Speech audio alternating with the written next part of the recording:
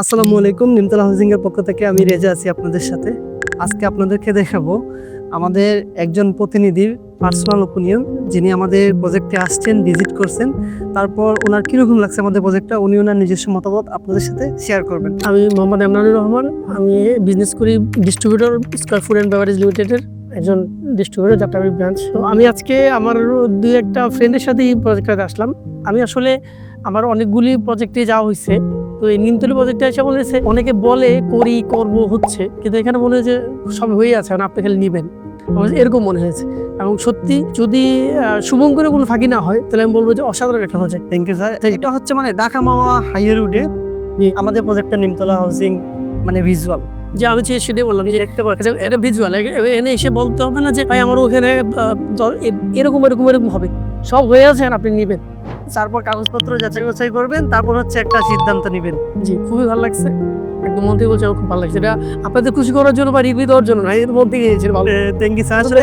রুচিশীল মানুষ আমাদের এখানে আসলে এই জায়গায় নিজের একটা ভবিষ্যৎ পরিকল্পনা, নিজের একটা সেফ আবাসন করার জন্য মানে সিদ্ধান্ত নিতে দুইবার ভাববে না আশা করি। যেহেতু মনে করেন আমাদের এটা গুছানো বা উন্নত বিশ্বের মতো যতগুলো ফেসিলিটি আছে অলরেডি কিন্তু বিদ্যমান। দূর থেকে মনে হয় কি বিশাল একটা বিদ্যুতের, আমি তো প্রথম ভেবেছিলাম সোলার প্যানেল, এখানে সোলার এবং এর দুটো মিক্সড, খুব ভালো। তারপর আপনার ল্যান্ড ডেভেলপমেন্ট প্রজেক্ট আছে, এই যে সপ্তধারা, হ্যাঁ এটা আমার খুব পরিচিত। তারপর দেখলাম ঠিকানা, কিন্তু এটাকে আমার মনে হয়েছে তো রেডি হয়ে বসুন্ধরা বলে যে বসুন্ধরা রিভার ভিউ প্রজেক্টের চেয়েও অনেক উন্নত। তো স্যার আপনাদেরকে আমরা আশ্বস্ত করি বা বলি যে আমরা স্ট্রং সিকিউরিটি প্রদান করি। তো আপনি কি এগুলো ভিজুয়াল দেখতে পারতেছেন? জি জি, তো আমি ঢুকে এই যে এখানে দেখতে পাচ্ছি একটা হ্যাঁ, সিসিটিভি ক্যামেরা আমরা প্রত্যেক প্লটের কর্নারে একটা বড় একটা বিষয় আমি একদম বলছি, সেটা হচ্ছে বিদ্যুতের ব্যাপারে। দেখেন, মানে আমাদের আসলে প্রজেক্টের ভিতরে কিছু বিদ্যুতের সরকারি খুঁটি করছে, সেই খুঁটিগুলিকে ট্রান্সফারের জন্য মানে আপনাদের প্রজেক্টের ভিতরে কিন্তু বিদ্যুতের লাইন টানা হয়ে গেছে। মানে এটা কিন্তু অনেক বড়, মানে এটা বিশাল একটা ব্যাপারে, এটা চাইলে কিন্তু সম্ভব না। আর এই যে যেগুলো আছে আমাদের বিদ্যুতের খুঁটি, এগুলো সব মানে আনন্দ বিশ্বের মতো। এটাই মানে এখানে প্রজেক্টের রোড সাইড এবং ভিউ, এটা তো একদম ভিজুয়াল, এখানে কোনো লুকোচুরি কিছু নেই। এইটাই তো আস্তে আস্তে সব পুরোটাই হবে। যে নাগরিক ফেসিলিটির মধ্যে আমরা বলি যে আমরা সকল ধরনের নাগরিক ফেসিলিটি দিয়ে থাকি, কিন্তু আপনি আমাদের এখানে সারা জীবন বসবাস করলেন, শেষ বয়সে যে একটা নিরাপদ জায়গায় শায়িত হবেন, কবরস্থান। আমাদের প্রজেক্ট কিন্তু এখনই মানে অনগোয়িং, এখনো চলছে, আপনি দেখতে পাচ্ছেন। তার মধ্যে কিন্তু আমরা কবরস্থানটা কিন্তু এটা ওই সময় আমি দেখে এলাম যে এটা একটা অসাধারণ ব্যাপার, যে এটা কবরস্থান আগে রেডি করা হয়ে গেছে, যে এখনো তো কেউই আসে নাই। শেষ বয়সে মানুষের সেফটি প্রয়োজন, যে সে এই জায়গায় বসবাস করলো, যাতে তার প্রিয় বাসস্থানের জায়গায় যেন সে শায়িত হতে পারে।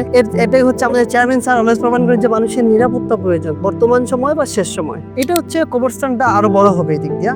পাশাপাশি এর পাশেই আমরা রাখছি হচ্ছে ঈদগাহ মাঠ।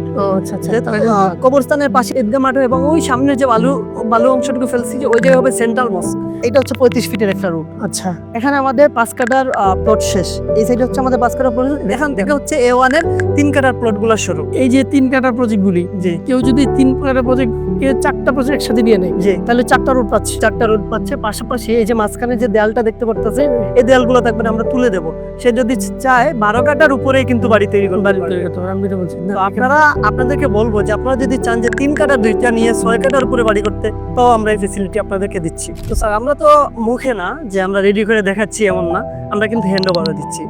আপনি পাশাপাশি দেখতে পাচ্ছেন আমাদের একজন ক্লায়েন্ট, উনি হ্যান্ড ওভার পাওয়ার পর ওনার নেম প্লেট করছে।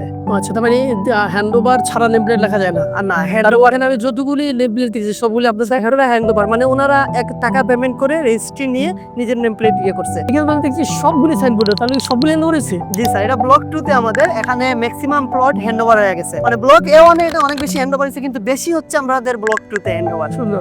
আমরা বলি যে আপনারা আসেন। আমিও বলবো যারা আসেন নাই তারা একটু আসেন, দেখেন, এরপর সিদ্ধান্ত নেন। বিনিয়োগ তো আপনার, টাকা আপনার, আপনি কোন জায়গায় বিনিয়োগ করবেন সেটা সিদ্ধান্ত আপনার। আমি বলবো নিমতলী হাউজিং একটু এসে দেখে যান। ধন্যবাদ স্যার পার্সোনাল ওপিনিয়ন শেয়ার করার জন্য।